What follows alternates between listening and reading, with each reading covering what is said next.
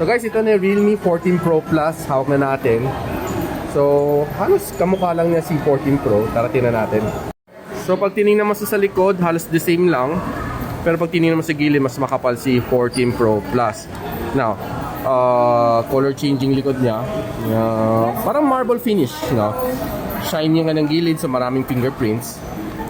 So far, expect mo naman, dapat lang maging smooth ng phone na ito kasi this is being powered by the Snapdragon 7S Gen 3, triple Sony camera, 6,000 mAh battery, and all around waterproof at pwede mo daw ipang swimming pero hindi ko nire-recommend dahil magsa-summer na, baka gawin yung underwater camera to. Pagsisisihan nyo yan pag mag-fog yung camera. Okay, so far so good naman kanang performance. Tingnan natin kung saan yung kanyang camera. So, this is yung kanyang camera. Tingnan natin kung sharp siya.